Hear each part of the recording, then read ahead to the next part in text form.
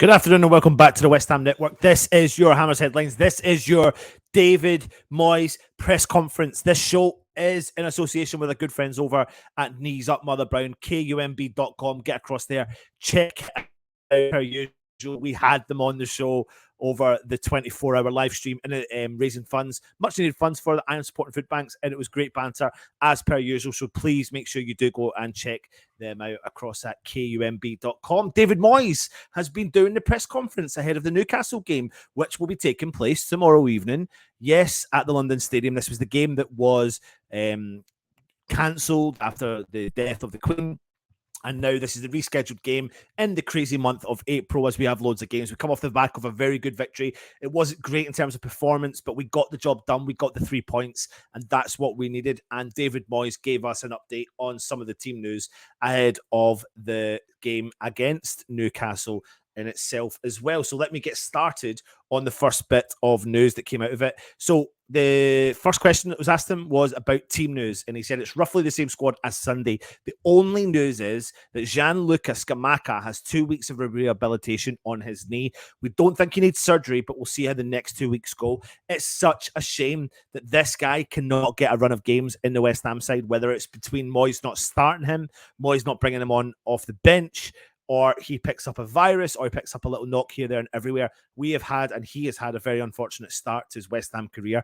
If he's going to stick around come the summer, we need to hope that he gets a run of games, because I do think there is something in there. I do think there is a player there that's definitely capable on his day of doing a job and turning up for West Ham. We just need to make sure he's fighting fit and getting ready to battle it out.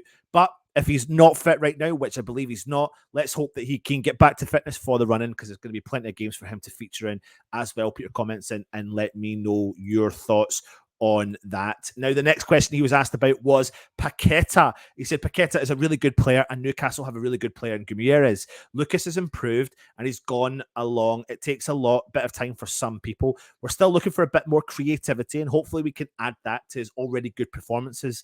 And as Russ said, I think essentially Moyes brought in Paqueta to be that creative player, maybe that number 10, but he's not really that player. He sits further back. He's creative from the back. He never has done that from the front. So I don't know. It's a bit confusing. I agree with Russ on that. I think it's a little bit confusing the way sometimes he talks about Paqueta. We can see the best coming from him. I think what we might see, it's not really about why Paqueta, it's about why Paqueta's not doing some of the stuff that we see him doing. But I think that's down to the fact that he needs other players that think like that in front of him. And I don't think Tommy Soucek, and I don't like digging at individual players, is the player that can help him and offer him that situation. So hopefully, fingers crossed, touch wood, we can get that sorted and get that kind of spark that you're looking from, who works from a deep position and gets creative moving forward. Let me move on to the next part of the press conference, and that was about the character within the squad. He says the players have done what I expected them to do in those games because we have big characters and good players. Now we need to move on, keep improving, and look higher up.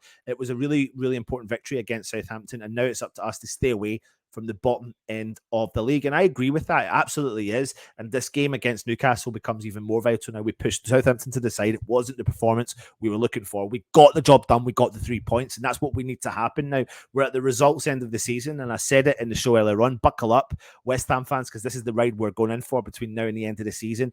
But what a way to start that. We've got a game in hand. This is entering that game in hand. Let's try and get 3 points on the table and open up that gap. That's what we need to do. We've not been able to do that this season. And this is a prime opportunity for us to try and build a gap between us and the bottom three as we try and progress our way up that league. Now, the next thing he was speaking about was strikers. He was asked about strikers.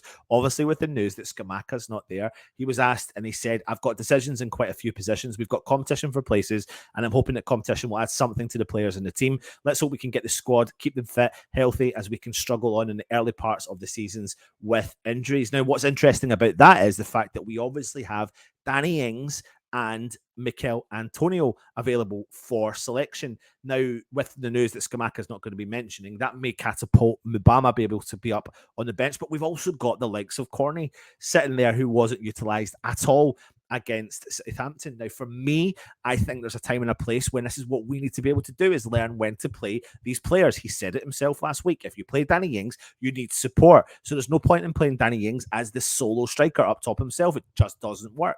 So if you're going to do the solo striker up top, what's the point? Start with Antonio, bring Ings on as the impact sub. That's how it should work. If you don't have your Scamacca available, or look at Max Cornet, play Max Cornet with Danny Ings, start it, be something a little bit different. But there's no point in having, who I think is a very good striker, Danny Ings up top himself with no support. It doesn't make sense. Leave your comments in and let me know your thoughts on the striker position as well. Then he was asked about the mentality of the team. He said, we've treated all the games as we would do. We treat every game as a must win, whether we were at the top end of the league like last year or in the position we are in now. The players know exactly the position we're in and understand the job we have to do. We have to find ways of winning, and we did that on Sunday. That's fine saying that, but we need the consistency in winning these games. We did it against Nottingham Forest. What did we do in the back end game? We need to bounce that with a second win. We need that consecutive wins. We need that motivation. We need that consistency starting to kick in that we've not had at all this season. We've seen it over the last couple of seasons, but we've not seen it this year. This is why this game becomes more important now. I said it before in the 24-hour live stream. If we can get a result, no matter what, against Southampton, it's about how we turn that victory against Southampton and build that momentum. And the important game comes the second game, Newcastle. That's the important one. We need to walk away with the 3 points, and that is building the momentum from there.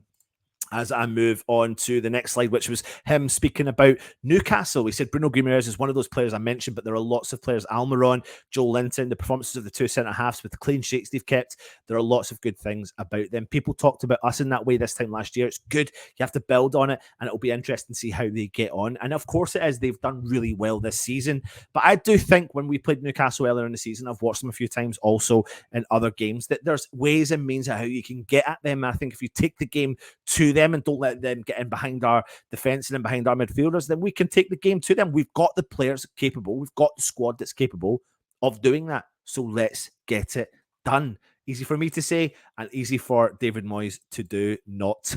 He then spoke about Zuma and Agar. He was asked about the partnership at the back. He said it's important for us to keep Naif and Kurt fit to play together. They've not had many periods to have days and days of work to get used to each other, but they're both really good players, and it's important that we get them on the pitch together. You can see that. Our problem isn't defensive. Our problem is putting the ball in the back of the net. So essentially, these two guys will be the catalyst of what our future may look like in the back line, and that's fantastic. And we need to get that consistency with all that back line as well. You know, interesting that Fabianski started over Areola. What does that do for Areola's mindset? Thilo Kehrer started at right back. Ben Johnson didn't feature. He played for the under-21. Sifal didn't feature. You know, played for the Czech Republic as well. So it's interesting his choices ahead of the game. Emerson seems to be getting a run of games, and that's doing him favours because I think he's actually looking all right. Didn't essentially think he was going to be the left back for West Ham, but he's turning up and doing a job, and I'm actually okay with that. And I think he picks up a bit of a partnership with some of the players like Ben Rama and Paqueta out on that left-hand side as well. So I quite like that. Get your comments in and let me know your thoughts. He then was asked about the sackings. He says managers don't get given time. Anytime a manager is in trouble, the media are pushing it. And it's true, they are. And I think we've, as a West Ham Network channel, I've essentially tried to sit back from the mindset of where the manager should be at. Put out a piece this morning on Graham Potter. Why maybe we should be looking at bringing him in. Now, it's now or never if you're going to try and get the likes of a Graham Potter into your books. But he's going to take a break from football, it looks like, until the summer, and every club will be vying for his attention come that summer. He said he was really disappointed for Brendan. I'm exactly the same for Graham Potter because I think they're both excellent managers. Sadly, in the industry we're in, it can happen. The competition in the league next year, someone can surprise. And that is so bloody true. It's relentless when it comes to this whole situation with the the manager merry-go-round. It absolutely does. Anyway, that does bring an end to your David Moyes press conference. Hopefully you've enjoyed that short, sharp, straight to the point summarization of the press conference. There is an embargo section. We'll get some information coming out to you from John T, who'll send us this video as well on the back of the press conference. Thank you very much for watching. Make sure you go and check out kumb.com. Stay tuned for all the shows coming up. We've got the opposition preview tonight. We'll have that with Kendall, the famous Newcastle fan. So make sure you do join us for that. And then tomorrow, obviously, all the match day content. Take it easy, everyone. And of course, come on, you iron.